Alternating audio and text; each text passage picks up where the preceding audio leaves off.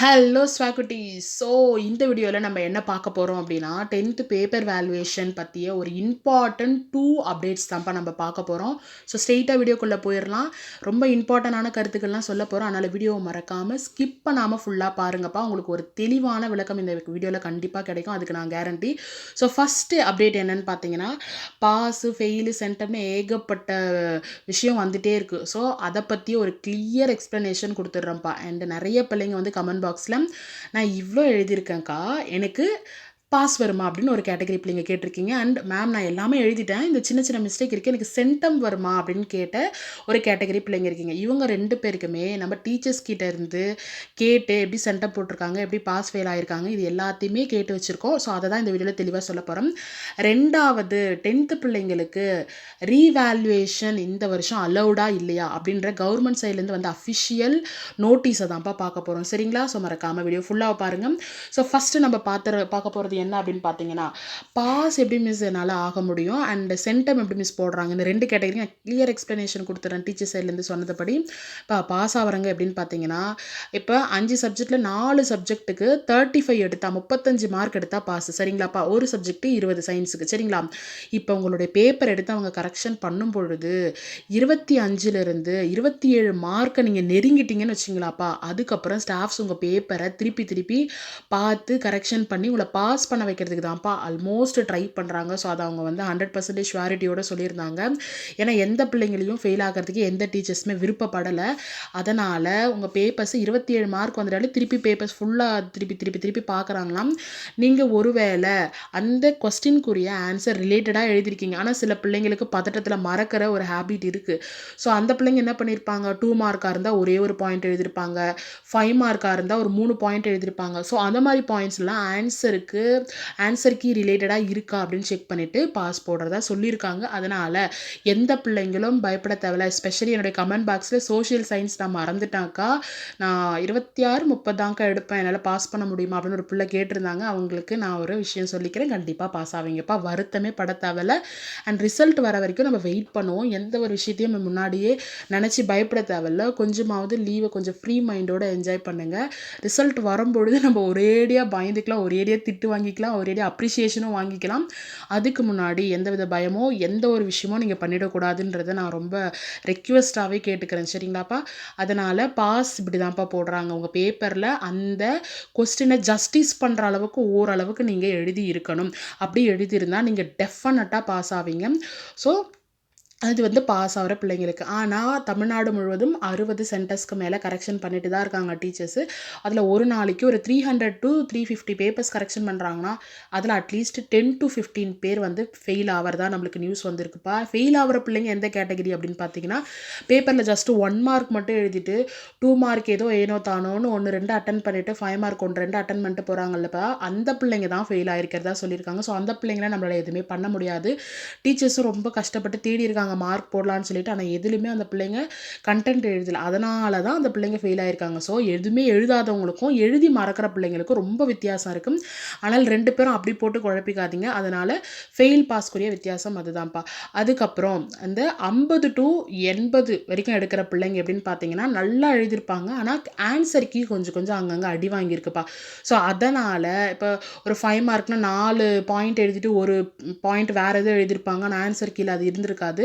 So அது மாதிரி இருக்கிறதுனால அந்த பிள்ளைங்க வந்து 50 to 80 எடுத்திருக்காங்க அப்படின்னு சொல்லியிருக்காங்கப்பா.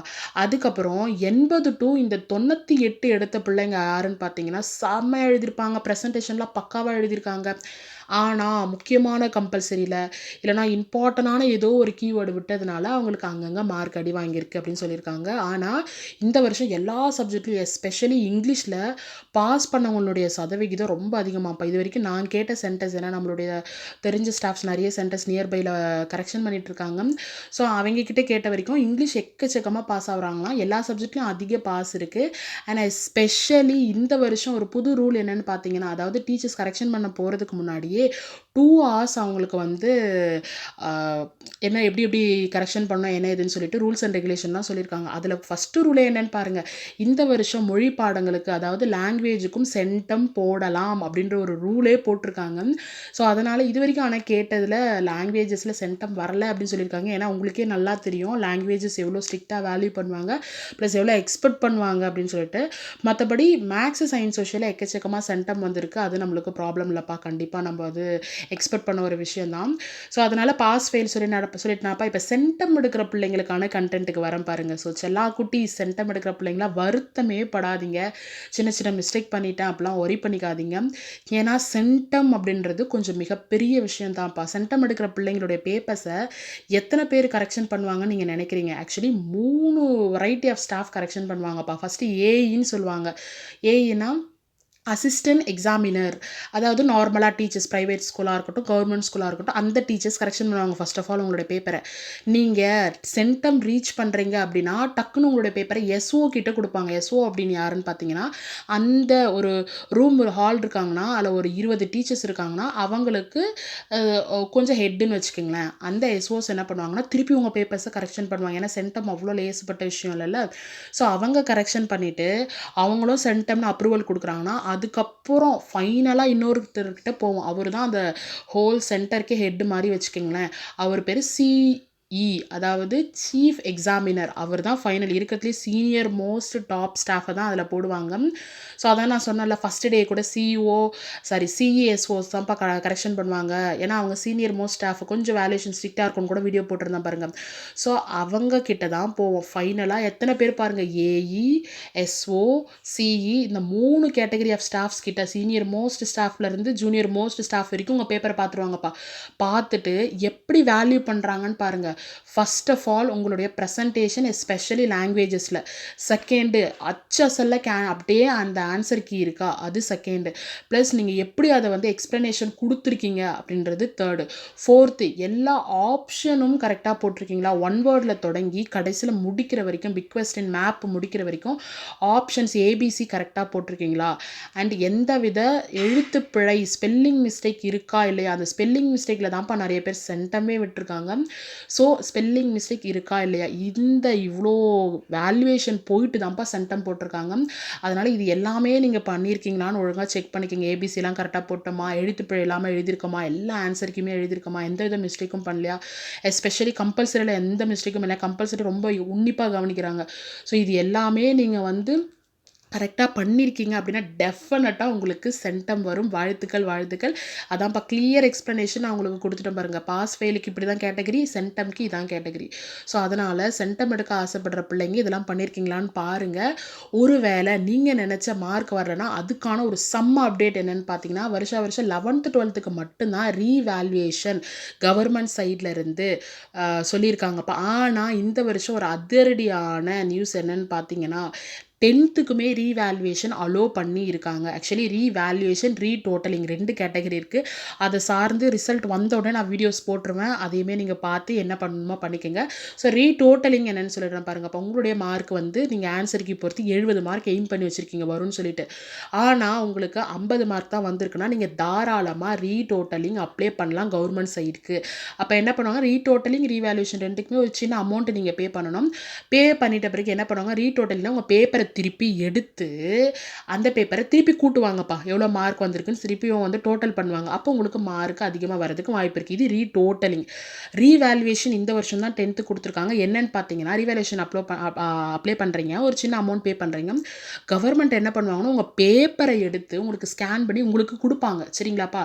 ஸோ நீங்கள் அந்த பேப்பரை என்ன பண்ணலாம், நீங்கள் பார்க்கலாம். எந்தெந்த இடத்துல மார்க் கம்மி பண்ணியிருக்காங்க நீங்கள் பார்க்கலாம். உங்களுடைய டீச்சர்ஸ் கிட்ட காமிச்சு மேம் இப்படி வந்திருக்கு, இதை நான் ரீவேல்யூவேஷன் போட்டேன்னா எனக்கு மார்க் கிடைக்குமா நீங்கள் கேட்டுட்டு கூட என்ன பண்ணலாம், அவங்களோட பேப்பரை வாங்கி பார்த்துட்டு உங்களுக்கு அதாவது சாட்டிஸ்ஃபைடாக எனக்கு இல்லை நான் சென்டம் போகணும்னு நினச்சேன் எனக்கு எப்படி நீங்கள் குறைச்சிங்க, இல்லைனா நான் என்ன மிஸ்டேக் பண்ணிட்டேன்னு எனக்கு குறைச்சிருக்கீங்க, இதெல்லாம் நீங்கள் பார்த்துக்கலாம். ஸோ உங்கள் சைடில் வந்து இது ரொம்ப சந்தோஷமான நியூஸு. டீச்சர்ஸ் சைடு வந்து என்ன அப்படின்னா ரீவேல்யூவேஷன் அப்ளை பண்ணிவிட்டு உங்களுக்கு நிறைய மார்க் வருதுன்னா அதை கரெக்ஷன் பண்ண டீச்சருக்கு ஒரு பிளாக் மார்க் இருக்குப்பா. ஸோ அந்த ஒரு டிஸ்அட்வான்டேஜஸ் வந்து டீச்சர்ஸ் இருக்குது. அதனாலேயே வந்து என்ன பண்ணியிருக்காங்க கவர்மெண்ட் அப்படின்னா இது மாதிரி கரெக்ஷன் பண்ணிவிட்டு மார்க் அதிகமாக வருதுன்னா அந்த பேப்பர் கரெக்ஷன் பண்ணுறாங்க பார்த்தியா, அந்த டீச்சர்ஸ்க்கு வந்து ஒரு வருஷத்திற்கான சம்பள உயர்வு கட்டுன்னு சொல்லிட்டு கூட நியூஸ் வந்திருந்தது. நம்ம அதையுமே நம்ம யூடியூப் சேனலில் அப்லோட் பண்ணியிருந்தோம். ஸோ அதனால் டிஸ்அட்வான்டேஜஸ் அப்படின்னு பார்த்தீங்கன்னா டீச்சர்ஸுக்கு தான்ப்பா, அவங்களுக்கு தான் பிளாக் மார்க் விழும். அதனால் ரொம்ப பார்த்து பக்குவமாக இருக்கிற ஆன்சர் கீ அப்படி தான் கரெக்ஷன் பண்ணுறதாகவும் சொல்லிக்கிட்டாங்க. அதாவது ரொம்ப லிபரலாகவும் இல்லை, ரொம்ப ஸ்ட்ரிக்டாகவும் இல்லை, மீடியமாக மாட்ரேட்டாக கரெக்டாக கரெக்ஷன் பண்ணுறதா சொல்லியிருக்காங்க. அண்ட் கிரேஸ் மார்க் பற்றியுமே நான் உங்களுக்கு சொல்லிட்டேன். கிரேஸ் மார்க் வந்து நம்மளுக்கு எந்தெந்த சப்ஜெக்ட்டு தமிழ், இங்கிலீஷ்க்கு மட்டும் தான் கொடுத்துருக்காங்க. மீதி சப்ஜெக்ட்லாம் இல்லை. ஸோ நிறைய பிள்ளைங்க வந்து அதுலேயும் கன்ஃபியூஷனாக மெசேஜ் பண்ணியிருந்தீங்க. அண்ட் ஹோப் கமெண்ட்ஸ் எல்லாத்துக்குமே நான் ரிப்ளை பண்ணிட்டேன்னு நினைக்கிறேன்ப்பா, என்னால் முடிஞ்ச அளவுக்கு. நீங்கள் தாராளமாக எந்த டவுட்டாக இருந்தாலும் நம்மளுடைய சேனலை காண்டாக்ட் பண்ணலாம். நீங்கள் கமெண்ட்டு போட்டிங்கன்னா நான் டெஃபினட்டாக உங்களுக்கு ரிப்ளை பண்ணிடுவேன். அதுக்குரிய முழு தெளிவான விளக்கமும் கொடுத்துருவேன். அதனால் keep in touch and study with Abi YouTube சேனலை சப்ஸ்கிரைப் பண்ணி வச்சுக்கோங்க. இப்போ 10th, ஏன்னா நான் ஃபுல்லாக 10th மட்டும்தான் அப்லோட் பண்ணியிருக்கேன் நம்ம சேனலில். இப்போ 10th முடிச்சுட்டு நீங்கள் 11th போகிற பிள்ளைங்க நம்ம சேனலில் கண்டினியூ பண்ணிக்கிங்க. ஏன்னா நான் 10th, 11th, 12th 3 ஸ்டாண்டர்டுக்குமே நம்மளுடைய யூடியூப் சேனலில் வந்து அது சார்ந்த வீடியோஸ்லாம் அப்லோட் பண்ணலாம் அப்படின்னு சொல்லி ஐடியாவில் இருக்கேன். ஸோ அதனால் ரிசல்ட் வந்து நெக்ஸ்ட் டேலேருந்து நம்ம 11th கிளாஸ் படிக்க போகிறோம்ப்பா. எல்லா சப்ஜெக்ட்டுமே சயின்ஸு அண்ட் சயின்ஸ் இந்த சென்ஸ் குரூப்பை சொல்கிறேன், science group and maths, biology and commerce, economics எல்லா ரிலேட்டடான வீடியோஸும் நம்மளுடைய சேனலில் வந்து நான் போடலான்னு இருக்கேன். அதனால் ரிசல்ட் வரைக்கும் நல்லா என்ஜாய் பண்ணிக்கோங்க. ரிசல்ட்டுக்கு அப்புறம் நம்ம எப்போதும் போல் படிக்க ஸ்டார்ட் பண்ணிடலாம். அதனால் நம்மளுடைய சேனலை சப்ஸ்கிரைப் பண்ணி வச்சுக்கோங்க. ஒருவேளை 9th ஸ்டாண்டர்ட் பார்க்குறீங்கனாலும் சப்ஸ்கிரைப் பண்ணி வச்சுக்கோங்க. ஏன்னா அடுத்த வருஷம் 10th நம்ம சேனலில் ஆல்ரெடி நிறைய வீடியோ போட்டிருக்கேன், உங்களுக்கு யூஸ்ஃபுல்லாக இருக்கும். 12th சப்ஸ்கிரைப் பண்ணி வச்சுக்கோங்க. 12th வீடியோ போட போகிறேன். ஸோ அண்ட் எந்த ஸ்கூலில் சேரலாம், எந்த காலேஜில் சேரலாம், 12th முடிச்சு என்னென்ன பண்ணலாம், எல்லாமே அப்டேட் உடனுக்குடனே உங்களுக்கு வந்துகிட்டே இருக்கும். ஸோ இந்த வீடியோவில் ஒரு நல்ல தெளிவான கிளியர் எக்ஸ்ப்ளனேஷன் கொடுத்துட்டேன்னு நினைக்கிறேன். அண்ட் பள்ளி கல்வித்துறை சார்பாகவும் வந்து டீச்சர்ஸ்க்கு நிறைய இன்ஸ்ட்ரக்ஷன் போயிருக்கு. அதனால் மார்க்கு கரெக்டாக உங்களுக்கு வந்துடும். ஏற்றியும் இறக்காமல் சரியான மார்க் வந்துடும். அதனால் பயப்படாதீங்க. சில் கூலாக இருங்க. அண்ட் என்ன உங்களுக்கு கஷ்டமாக இருந்தாலும் கமெண்ட் பாக்ஸில் பதிவு பண்ணுங்கள். ஆஸ் அ மிஸ்ஸாக, ஆஸ் அ அக்காவாக உங்களுக்கு கண்டிப்பாக ஹெல்ப் பண்ணுறேன். சரிங்களா? அப்போ all the very best. Happy holidays.